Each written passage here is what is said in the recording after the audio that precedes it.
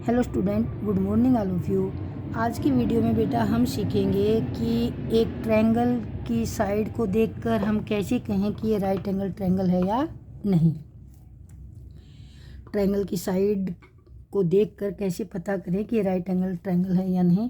तो सबसे पहले बेटा हम एक ट्रायंगल बनाते हैं और ये देखने में तो आपकी राइट एंगल ट्रायंगल लग रही है, बट एक्चुअल में है या नहीं इसका एक फार्मूला होता है बेटा, और उस फार्मूले की सहायता से हम समझेंगे it is a right angle triangle और नोट। तो ट्रायंगल का नेम दे दें, ट्रायंगल है हमारी ABC, और देखने से तो हमें लग रही है कि ट्रायंगल जो राइट एंगल ट्रायंगल है और पॉइंट B हमारा राइट एंगल ट्रायंगल का लग रहा है, बट जब तक हम एक्यूरेट इसका हिसाब नहीं लगाएं, तो फार्मूला नहीं लगाएं, तो हम नहीं कह सकते it is a right angle triangle. तो क्वेश्चन भी बेटा यही है, prove that ABC is a right angle triangle। यानी कि हमें सिद्ध करना है कि जो हमारी ट्रायंगल दे रखी है वो राइट एंगल ट्रायंगल है या नहीं। कई बार जो ट्रायंगल होती है देखने में तो राइट एंगल ट्रायंगल होती हैं, बट जब मेजरमेंट करते हैं तो राइट एंगल ट्रायंगल वो नहीं निकलती। तो यही आज के वीडियो में हम सीखेंगे।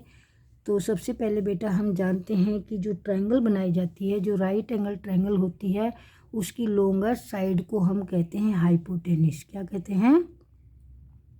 हाइपोटेनिस। और उसको हम ए मान सकते हैं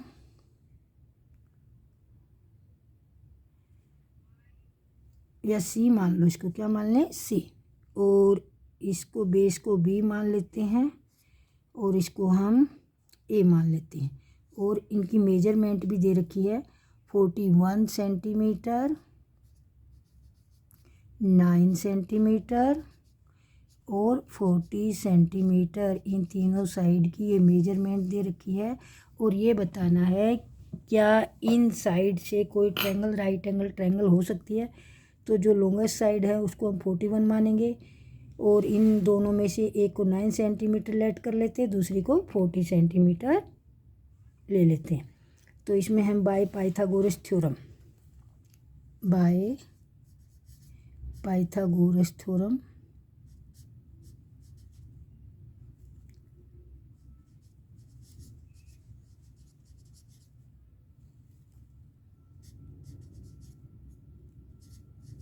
पाइथागोरस थ्योरम होती है बेटा। पाइथागोरस थ्योरम क्या होती है? उसमें होता है सी का स्क्वायर, सी हमने हाइपोटेनिस माना है, C square is equal A square plus B square. यानी कि दूसरे तरीके से हम कहें कि हाइपोटेनिस का स्क्वायर इज इक्वल बेस का स्क्वायर प्लस हाइट का स्क्वायर। अब हमने सी को क्या लेट किया? 41। तो सी के प्लेस पर क्या लिखे हम? 41 लिखेंगे।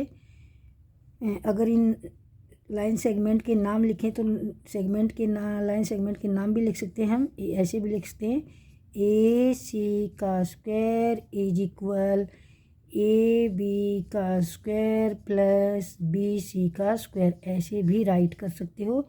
ए सी हमारा हाइपोटेनिस हो गया, ए बी हमारा हाइट हो गया और बी सी हमारा बेस हो गया, ऐसे भी लिख सकते हो आप। अब इनकी वैल्यू पुट कर लेंगे हम। Value A C is equal 41 centimeter और ए सी का स्क्वायर है यानी कि सी का स्क्वायर है, तो यहाँ हम 41 का भी स्क्वायर करेंगे is equal A B it is 9 इसकी वैल्यू लेंगे और 9 का स्क्वायर करेंगे प्लस बी सी है हमारी 40 सेंटीमीटर। तो आगे हम करेंगे बेटा 41 को 41 से मल्टीप्लाई करके देख लीजिए। 1 1 जा 1, 4 1 जा 4, 1 1 जा 1, 4 1 जा 4, फिर अगेन 4 1 जा 4 और 4 4 जा 16, 1681 यानी कि 41 का स्क्वायर आ गया हमारा। 41 को जब हमने 41 से मल्टीप्लाई किया तो ये आ गया हमारा 1681, या ये कहें 1681। 9 का स्क्वायर तो आप जानते हो, 9 9 या 81।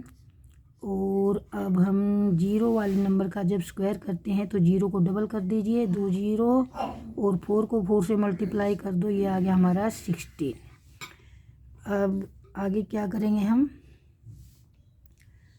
आगे 1681 तो एजीटी लिखेंगे और इज इक्वल इन दोनों को ऐड कर लो, यानी कि 1600 में हम 81 ऐड करेंगे तो ये बन गया हमारा 1681। ये हमारा रफ कार्य बेटा, रफ लिख ला करो उसके ऊपर, पेपर में भी आपको ऐसे करना होता है रफ वर्क। ये आपका रफ वर्क है। तो ये आ गया हमारा बेटा 1681। तो ये चीज़ हमें फाइंड करनी थी, वही हमारा फाइंड हो गया, यानी कि लॉन्गेस्ट साइड का स्क्वायर, अकेली लॉन्गेस्ट साइड का स्क्वायर, सी का स्क्वायर, हाइपोटेन्यूस का स्क्वायर बेस और हाइट के स्क्वायर के इक्वल है ना। तो हम लिखेंगे इट इज अ या ABC triangle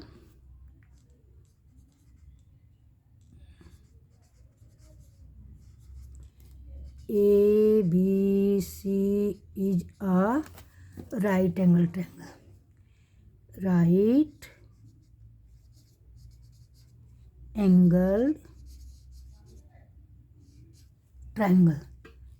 Right angled triangle, यानी कि जो हमारी ABC ट्रायंगल है वो राइट एंगल ट्रायंगल है। एक बार फिर दोबारा ध्यान से समझ लीजिए बेटा, राइट एंगल ट्रायंगल, अगर किसी ट्रायंगल की मेजरमेंट हमें दे रखी हैं और हमें प्रूव करना है क्या ये राइट एंगल ट्रायंगल है, तो जो लॉन्गेस्ट साइड होगी आपकी, लॉन्गेस्ट साइड होगी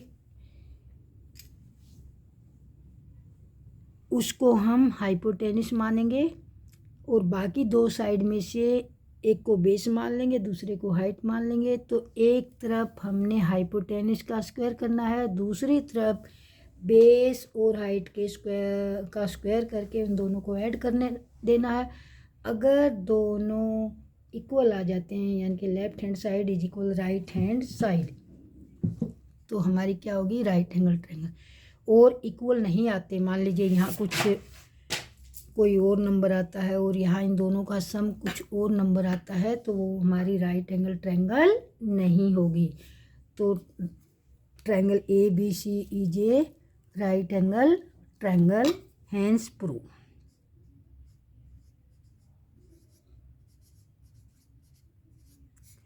अब बेटा मैं थोड़ा सा आपको कुछ और दिखाना चाहती हूँ। यहाँ पर देखो,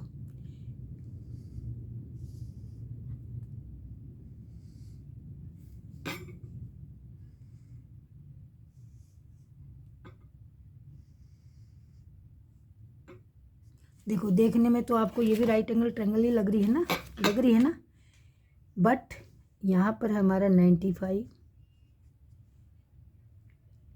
ये है हमारा 45 और ये है हमारा 40। जब इन दोनों ट्रायंगलों को जब हम ऐड करेंगे तो इनका सम कितना आ रहा है, आ तो 180 रहा है ना, ट्रायंगल का सम जो आ रहा है वो 180 आ रहा है ना। ट्रायंगल का, एक ट्रायंगल के तीनों एंगल का सम तो 180 होता है। ट्रायंगल तो है बट ये राइट एंगल ट्रायंगल नहीं है, बिकॉज 95 जो है वो 90 से ज़्यादा है। और राइट एंगल ट्रायंगल जो होती है वो हमारी वन एंगल हैविंग 90 डिग्री, जिसमें एक एंगल 90 डिग्री का होता है, उसको राइट एंगल ट्रायंगल कहते हैं। तो देखने मात्र से हम किसी ट्रायंगल का हिसाब नहीं लगा सकते कि ये राइट एंगल ट्रायंगल है या ऑब्टूज एंगल ट्रायंगल है या इक्विलेटरल ट्रायंगल है। तो ट्रायंगल की मेजरमेंट करके ये फार्मूला पुट करके आप बता सकते हो it is a right angle triangle और नोट। तो बेटा I hope you will understand this formula. ये फार्मूला आपको अच्छी तरह समझ आ गया होगा। और if you like the video. अगर आपको वीडियो अच्छी लगी है तो लाइक कर देना एंड चैनल को भी सब्सक्राइब करना। Have a nice day. Thanks for watching.